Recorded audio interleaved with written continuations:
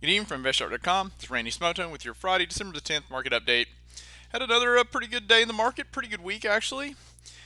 So the dollar, gold, and silver were mostly flat. Copper was up. Oil was down. Light sweet crude futures were down 58 cents to settle at $87.79 a barrel. So looking at the dollar ETF UUP, so this guy looks like it's got a little cup and handle here. There's no really volume. I mean, there's some selling to get it down here, but it's just hanging out. Let's go over and take a look at the West Texas intermediate crude point figure chart here. This is a continuous contract.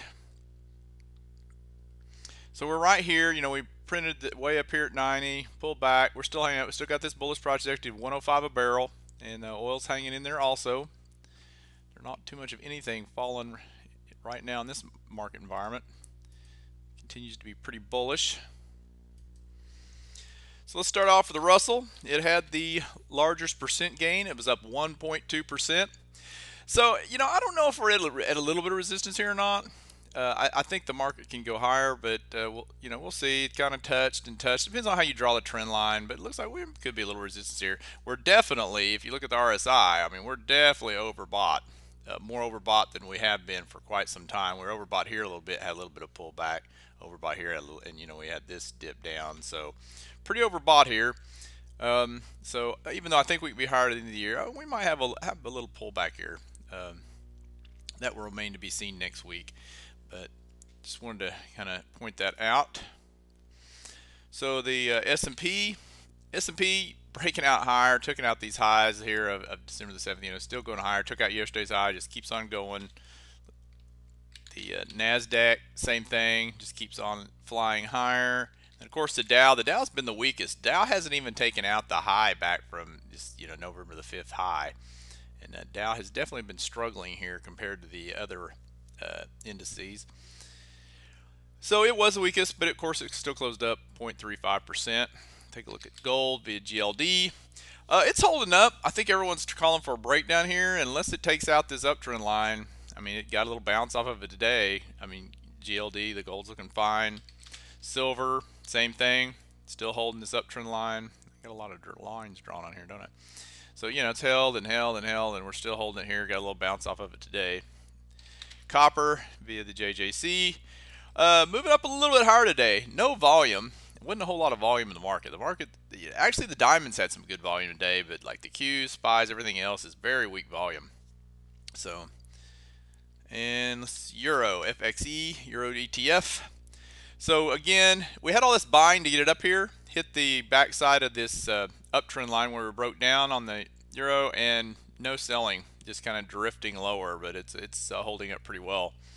And then the VIX volatility index, well, it actually had a little pop in it today. Actually was up 2%, and after it's broken down here from 18, so I don't know. So maybe we've got a little move higher here next week.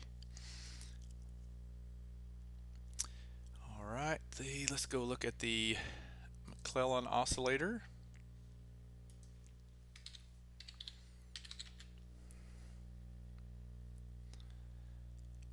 I'm looking for the overbought, oversold conditions. So NYSE McClellan still right neutral, 909. We need, would be overbought, oversold. Let's take a look at the Nasdaq today as well. So Nasdaq's definitely higher. Still not overbought though. It's only 37.62. Still need to be up higher. The 50, 60, 70 area. So no overbought condition as of yet. Take a look at the sectors. So all 15 of the 16 sectors we follow finished in the green. The biotech index had the largest percent gain, up 1.66%. The broker-dealer index was the weakest, down a whole 0.02%. So it's a pretty good movement out of the sectors today. And now let's go take a look at the ES today, because I just want to point it out. This is a 30-minute chart on the E-mini S&P 500 futures. So we've been coiling for a while here. We had this nice, and this is good. This is only from December the 7th, right? And this happened overnight at about 6:30 a.m. in the morning. And so we dipped, had resistance, come down and touch. So we've been in this ascending pattern. had a breakout, out of here today. Let's move this up here a little bit, right?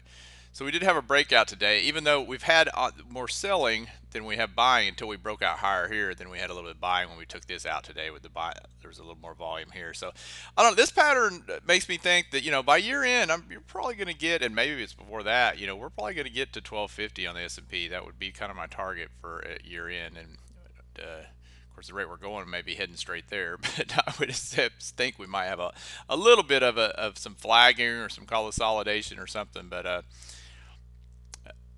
that's what looks nice breakout here. So that's what the ES is looking like. Looks like you should be setting up for some higher prices. All right, so there's no chart watch on Fridays because I'll post my weekly watch list on Sunday evening. There's no economic data out on Monday either, as far as U.S. data. We'll be watching for the market reaction to see if China raises interest rates or not. Let's go over and take a look at a few other point and figure charts. So let's look at gold on the point and figure. So I like to sometimes on Friday. So gold, it's pulled back in here. Still has a bullish price objective of $1,610 an ounce. So it's looking fine. No sell signals or anything like that. Silver, this already met its bullish price objective of 29. But I mean, that doesn't necessarily mean it can't go higher. So silver's just hanging in here. It would have to go down here and print this at 25 to go back on a sell signal on silver. So again, it's looking fine. Copper, bullish price objective of 504, which is $5.04. So also holding up, looks fine here. Seeing much anything going on there. Let's take a look at the nat gas, which never looks very good, even though it has come up some. Still has a bearish price objective of 105, so we're still stuck in here. It just doesn't move a whole lot. I mean, it had to move.